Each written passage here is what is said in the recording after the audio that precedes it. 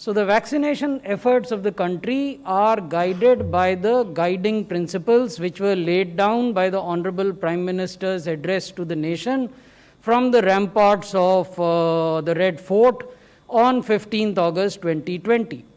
The Prime Minister said, "I would like to tell my countrymen that our scientists are dutifully engaged in the laboratories. They are putting in great efforts. At present, testing for 3 vaccines is in different stages in the country." This was in August. The situation is dynamic, so it has changed now. We will tell you the changes that have happened since August. Once we get a green signal from our scientists, we will launch massive production of the vaccine. We have made all the preparations. We have drawn an outline to ramp up the production of the vaccine and to make it available to each and every person in shortest possible time. This is what the Honorable Prime Minister said on 15th of August. So now let me give you a brief eye view of the Indian landscape of COVID-19 vaccines. There are 8 vaccines that we would be talking about. This slide talks of 5. पहली vaccine है Covishield. ये chimpanzee adeno virus के platform पर आधारित है। Serum institute of India Pune द्वारा manufacture की जा रही है। कोलैबोरेटिव जो कंपनी है वो एस्ट्राजेनिका है। 2 और फेज़ 3 क्लब्ड क्लिनिकल ट्रायल्स की इनको अनुमति हिंदुस्तान के भारत के रेगुलेटर ने दी थी और इन्होंने इमरजेंसी यूज़ ऑथराइजेशन के लिए आवेदन दिया है। दूसरी वैक्सीन कोवैक्सिन है। ये इनएक्टिवेटेड वायरस के प्लेटफॉर्म पर है। Bharat biotech international limited Hyderabad द्वारा निर्मित की जा रही है। इनके collaborator Indian council of medical research हैं। ये फेज़ 3 में वर्तमान में हैं। फेज़ 1 और फेज़ 2 ये पूरे कर चुके हैं। इन्होंने भी आवेदन दिया है इमरजेंसी यूज़ ऑथराइजेशन के लिए। तीसरी वैक्सीन है ज़ाइकोव डी। ये डीएनए प्लेटफॉर्म पर आधारित वैक्सीन है। इसके निर्माता Cadila health care limited Ahmedabad हैं, जो कि जाइडस कैडिला के भी नाम से जाने जाते हैं। डिपार्टमेंट ऑफ बायोटेक्नोलॉजी भारत सरकार इनके कोलैबोरेटर हैं और ये वर्तमान में फेज़ 2 क्लिनिकल ट्रायल्स में हैं। चौथी वैक्सीन जो विदेशी वैक्सीन है लेकिन हिंदुस्तान में जिसके निर्माण की योजना है वो स्पुतनिक वी है। ये ह्यूमन एडिनो वायरस प्लेटफॉर्म पर है। डॉक्टर रेड्डीज़ लैब हैदराबाद के साथ गमालिया नेशनल सेंटर रशिया का एक करार हुआ है, एग्रीमेंट हुआ है, जिसके तहत वो क्लिनिकल ट्रायल भारत में करेंगे।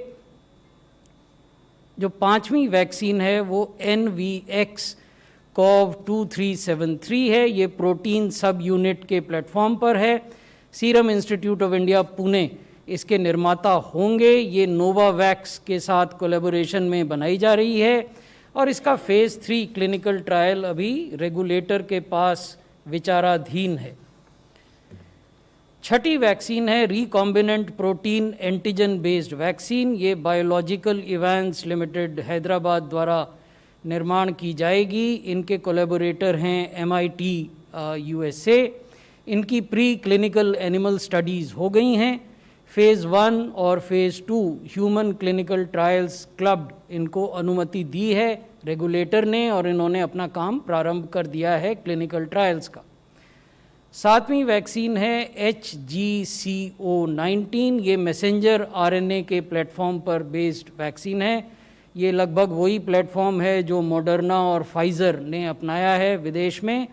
इसके निर्माता जीनोवा पुणे में हैं और इनके कोलैबोरेटर HDT USA हैं।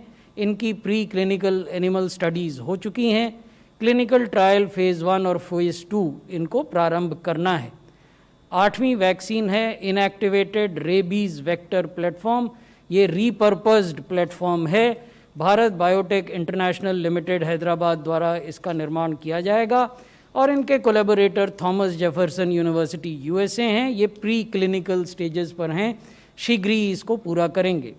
महत्वपूर्ण बात यह है कि माननीय प्रधानमंत्री जी ने व्यक्तिगत रूप से इन सभी वैक्सीन निर्माताओं और वैक्सीन के अनुसंधान में लगे हुए साइंटिस्ट वैज्ञानिकों से स्वयं बात की है और उनका प्रोत्साहन किया है ताकि वो इस कार्य को और अधिक तेज़ी से और गुणवत्ता से कर सकें।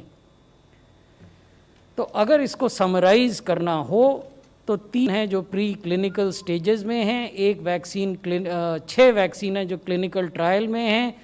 9 मैं यहाँ बता रहा हूँ क्योंकि इसमें एक अरविंदो फार्मा की भी वैक्सीन है जिसके बारे में मैंने डिटेल आपको नहीं दिए, वो they are in the initial stages. Dr. Paul would probably give more information about that to those who would be interested in getting that information. So there are multiple vaccine candidates in different stages of development, and some of them may get licensed in the next few weeks, but we cannot foretell at this moment in time, because licensing or licensure or market authorization is the domain of the national regulator. दूसरी महत्वपूर्ण बात यह है कि ये जो vaccine हैं ये 2 से 3 डोज वाले वैक्सीन हैं, अधिकांश 2 डोज वाले हैं. एक वैक्सीन है जिसमें संभवतः 3 डोज होंगे, और ये प्रति डोज के बीच की जो 3 से 4 हफ्ते की है. Even after vaccination, COVID precautions must be taken. ये बहुत महत्वपूर्ण बात है.